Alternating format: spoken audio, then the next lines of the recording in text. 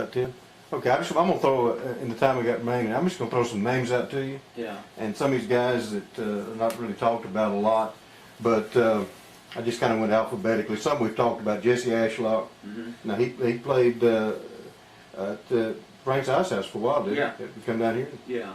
Mm-hmm. And he goes way back with Bob, right? Yeah, well, he's Milton Brown's first fiddle player too. Mm. Yeah, when Milton left Bob, I understand that Jesse was his first fiddle player he hired. And then, of course, he worked with Bob through the years a lot of times, and he was a good songwriter, you know. Yeah, what's some of the songs he wrote? Kind of Love I Can't Forget, and Still Water Runs the Deepest, and I Care No More, and he had 5 or 6 Bob recorded, and they all sold well.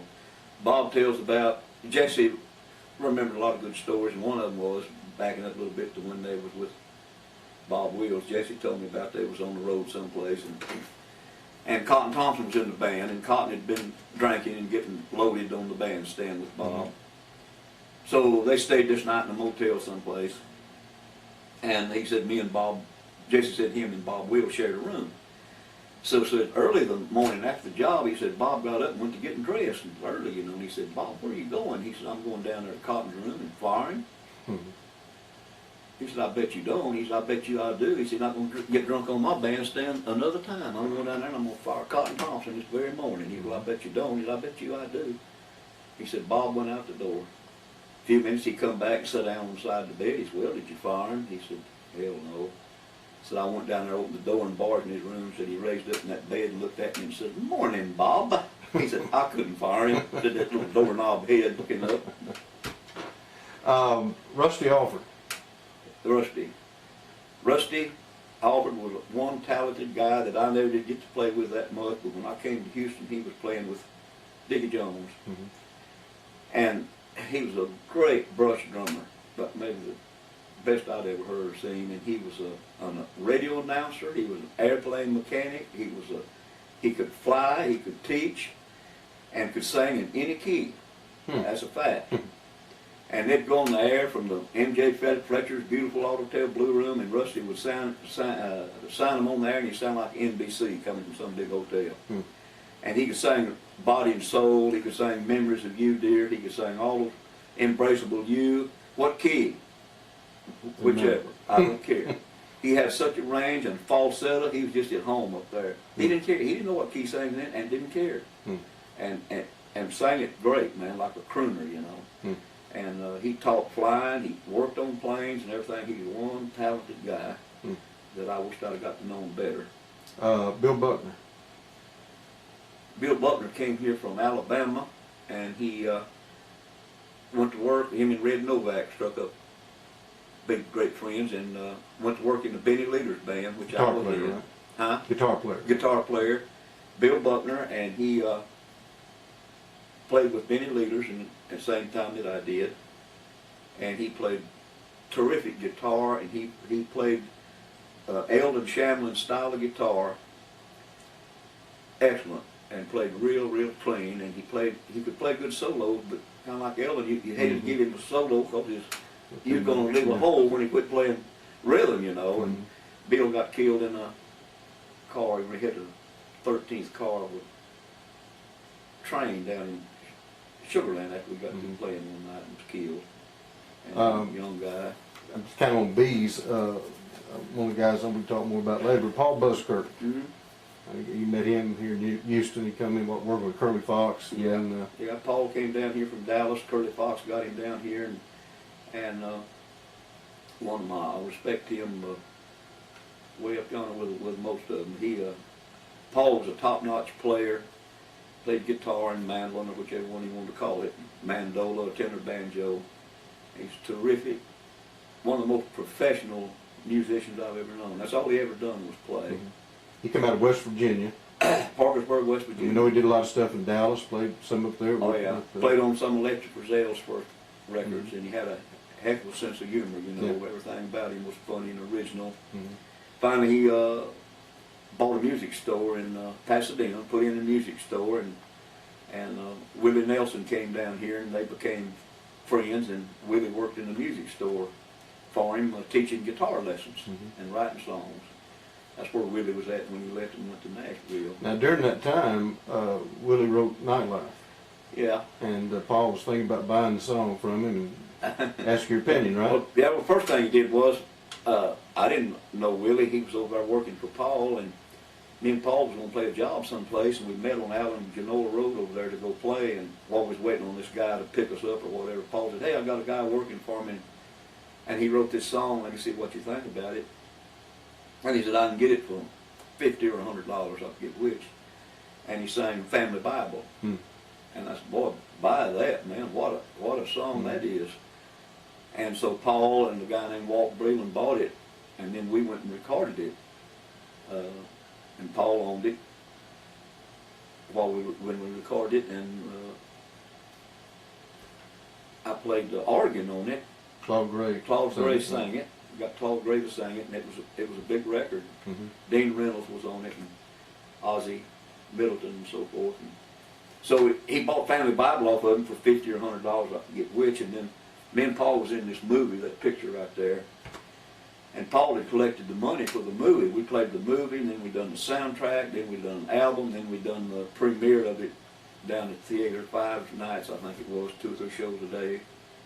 And I went by there, Paul had my money for me, and I went by there to get it.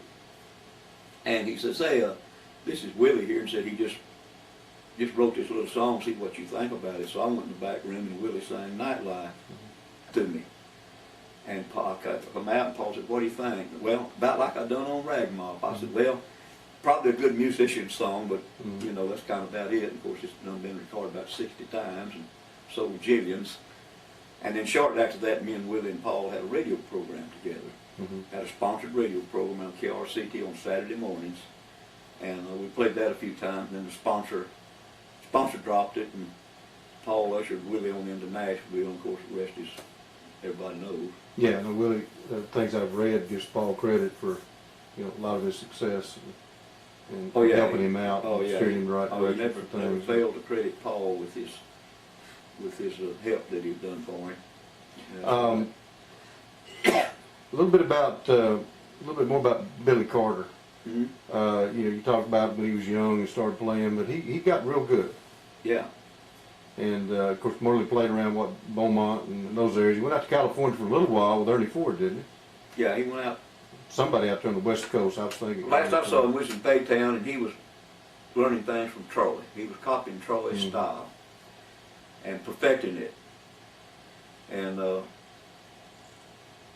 he went in one direction, I went the other. He ended up in the Navy, and I never did see him. And when he got out of the Navy, he played around L.A., I understand. Then he went to work for Bob Wills. It was in the 50s. And he played with him for a while, and then left and went back with him, I understand. And then he and I hooked up again in about 69 or 70. He came up to Frank's Ice House, and we got together again and played together off and on until he died. He stayed around there.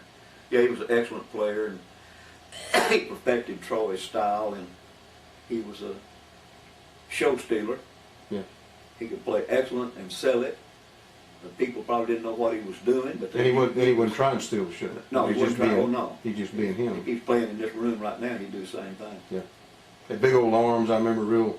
Yeah. What was he? A pipe fitter? Yeah, plumber. His dad owned a plumbing company in Beaumont, Carter Plumbing Company, and yeah, Billy was a heck of a player, and he, like most of the good men, he always had a hang up someplace, you know.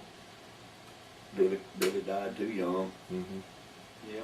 Now, guy who, I guess it wasn't exactly a musician, but definitely around in those days was Biff Colley.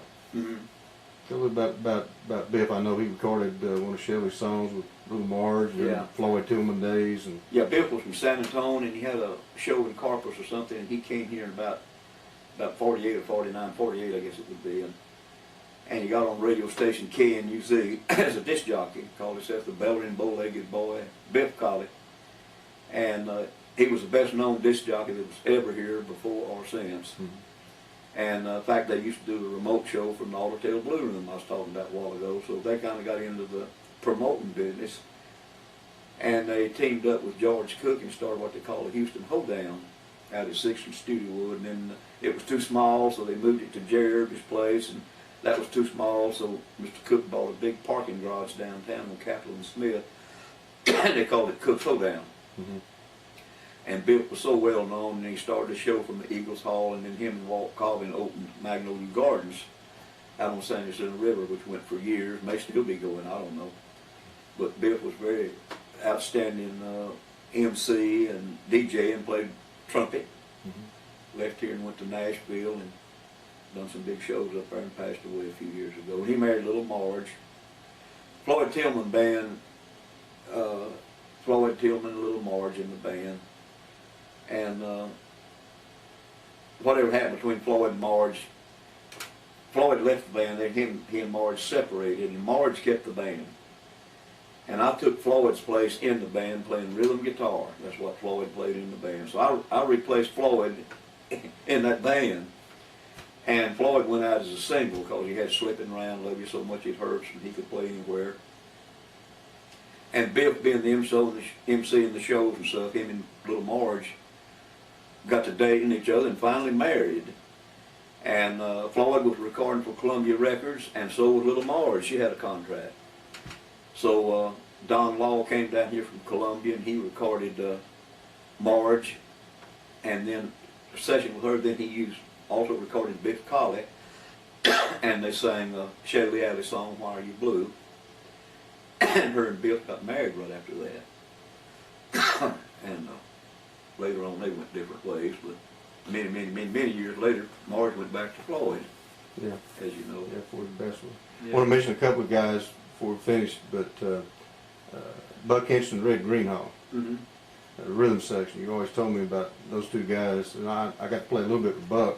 Yeah. But just a great rhythm section. Yeah. Bass player and rhythm guitar.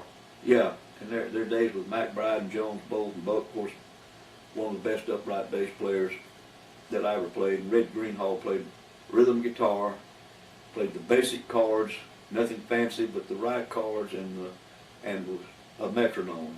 And just them two together was a rhythm section. Mm-hmm. I walked in the Auto Blue Room one night, and when like I said, had good PA sat out there and everything. And my gosh, what a good rhythm section. And I walked in and it was just them two. A guitar, unamplified, bass, unamplified, and I mean, they was just like that. Now, wasn't it Buck and Red when they got the drummer coming Yeah, in? And they'd had a good drummer, which would probably been Rusty Alfred, and Rusty left for whatever reason, so they had to break in a new drummer. Mhm.